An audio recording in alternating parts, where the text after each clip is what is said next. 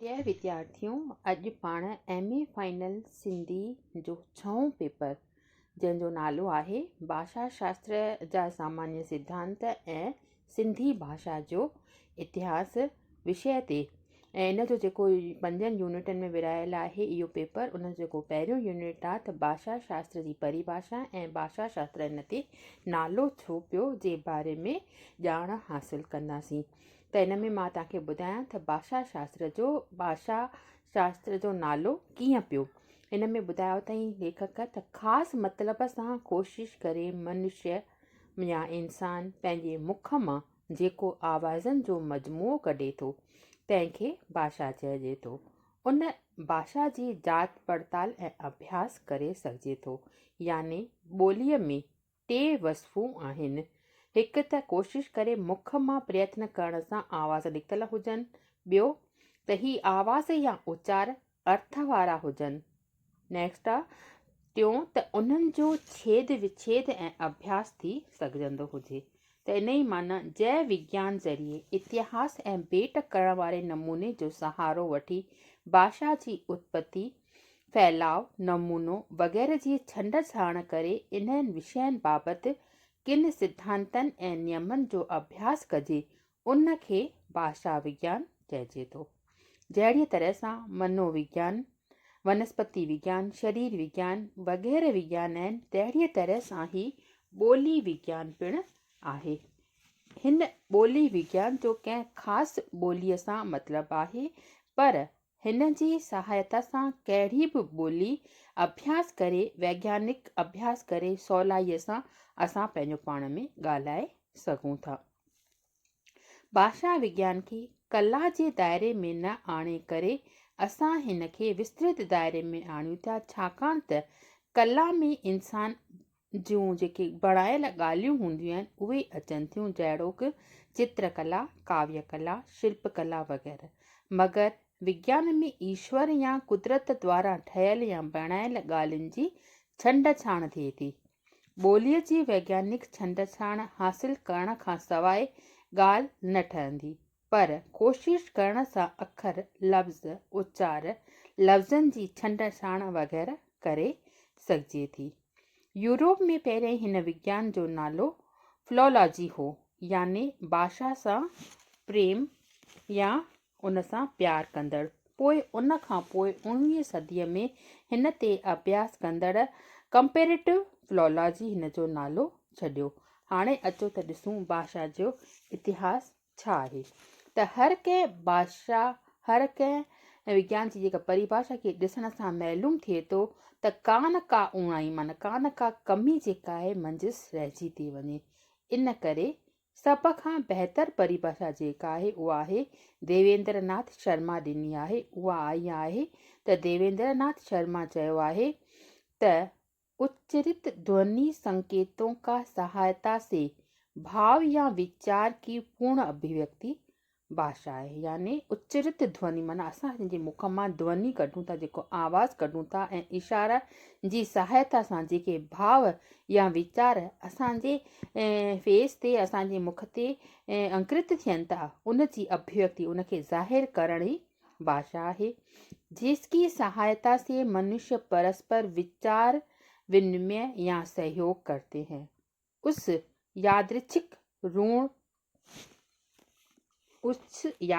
ऋण ध्वनि संकेतों की प्रणाली को भाषा कहते हैं। माना उनखे जेके असांजा भाव अंकित थियनि था फेस ते, उन रूढ़ ध्वनि संकेत, उन रूढ़ ध्वनि इशारनि वारी प्रणालीअ खे ही भाषा चइजे थो।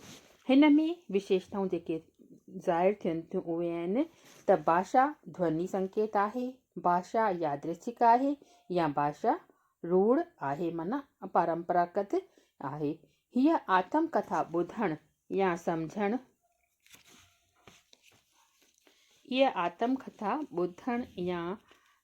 सां ईअं थो लॻे त ॼण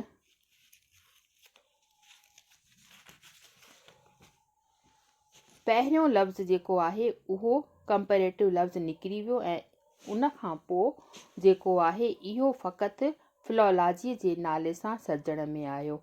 फ़क़ति इन अभ्यास में व्याकरण पिणु शामिलु कयो वियो। फ्रांस में इन लिंग्विस्टिक त किथे किथे इनखे साइंस ऑफ लैंग्वेज सॾियो वियो, पर हाणे घणो करे इनखे छा थो चए लिंग्विस्टिक या लिंग्विस्टिक नालो प्रसिद्ध आहे।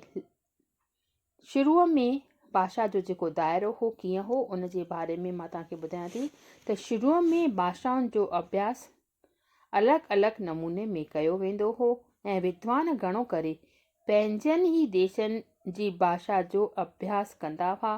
पोइ जॾहिं यूरोप जे किन विद्वाननि संस्कृत जो अभ्यास कयो तॾहिं संस्कृत जे व्याकरण जे किन सुधरियल नियमनि खे खणी दंग रहिजी विया। उन खां पोइ किन ॼाणुनि विद्वाननि ॾिनो इहा ॼाण ॾिनी त संसार जी केतिरियुनि ॿोलियुनि जो पाण में जेको आहे उहो घाटो संबंध आहे।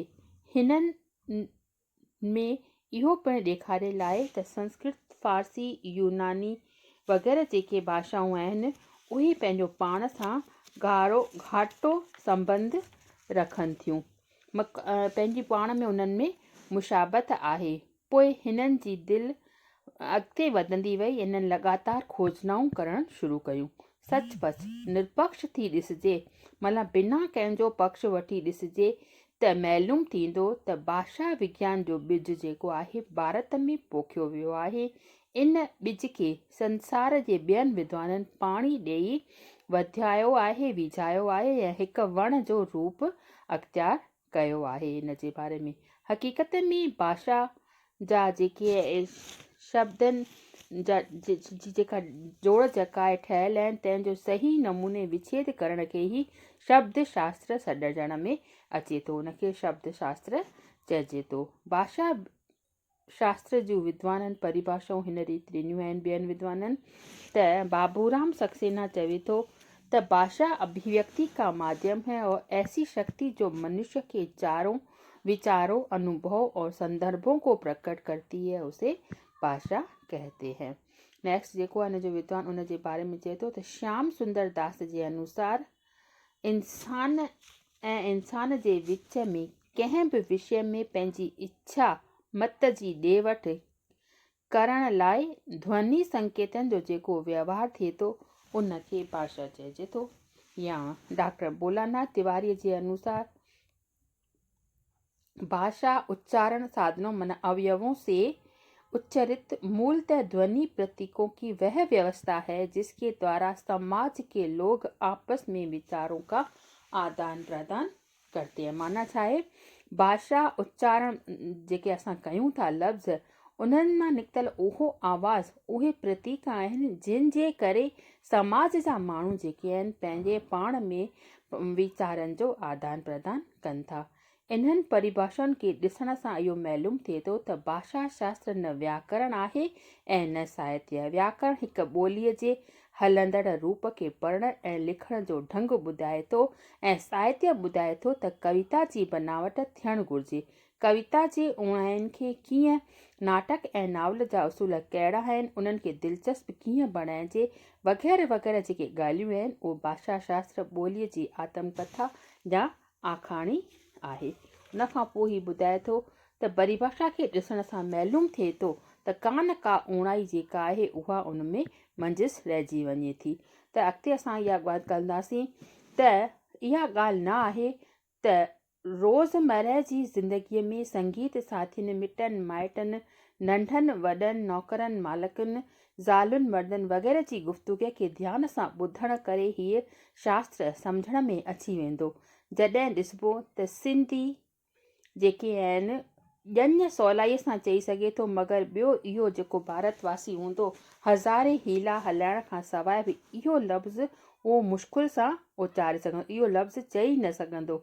जॾहिं ॾिसबो त गुजराती ॿकरी लफ़्ज़ चवण वक़्तु फिफड़नि जी जेका सारी हवा कढे थो ॿाहिरि करे थो ऐं बंगाली लफ़्ज़ इहो चए थो गोल गोल बणाए करे ॿाहिरि कढे थो ॼण उन गोल रसगुल्लो वात में पियो अथसि, ऐं मद्रासी ॾाठुनि जा जेके टकण जा आवाज़ कढे थो ॼण मखण ऐं चाॾीअ में मंधियड़ो वेठो घुमाए। अस्कुद इहो खेल ॾिसण में मज़ो ईंदो। भाषा शास्त्रीय जा जेके ॼाणू आहिनि उहो चवंदो त माण्हू कीअं था ॻाल्हाइनि, इहा ॿोलण जी वार्ता भाषा विज्ञानीअ खे अहिड़ो लुत्फ़ यानी आनंद ॾींदी जहिड़ो तास खेॾींदड़ खे पते जे ताकियुनि जो खेल, जंहिंमहिल तास खेलींदा आहियूं त उन में पता जेके आहिनि जो आवाज़ु ईंदो आहे ओड़े नमूने हिन जो जेको आहे अलॻि अलॻि जेके भाषाउनि जा जेके आहिनि ॻाल्हाईंदड़ उहे अलॻि अलॻि उहे ॿकरी ऐं जेको ॼञ उचारण आहे कीअं था ॻाल्हाइनि उहो जेको ॼाणू हूंदो भाषा शास्त्री उनखे ई इन खेल जी सॼी ख़बर पवंदी। हिन भाषा शास्त्र जा अलॻि अलॻि पक्ष जेके आहिनि उहे ॾिसूं त कहिड़ी रीति आहिनि।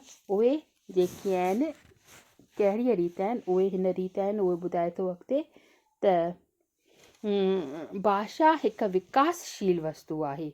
इन में समय अनुसार परिवर्तन थींदो रहंदो आहे। भाषा जी इहा परिवर्तनशीलता ई भाषा खे ताज़ो तवानो बणाए रखंदी आहे। भाषा जा जेके आहिनि पक्ष जेके आहिनि उहे इन रीति आहिनि। टे पक्ष, हिकु व्यक्तिगत पक्ष, ॿियो आहे सामाजिक पक्ष ऐं टियों आहे सामान्य पक्ष। त इन्हनि पक्षनि जे बारे में पहिरियों परिभाषा जे बारे में भई भाषा शास्त्र इन जो नालो कीअं पियो ऐं अलॻि अलॻि विद्वाननि इन जूं कहिड़ियूं परिभाषाऊं इन्हनि जे बारे में मां तोखे ॿुधायो ऐं इन जा जेके टे पक्ष आहिनि इन्हनि जो पाण ज़िक्र कंदासीं नेक्स्ट पीरियड में। अॼु बसि एतिरो ई।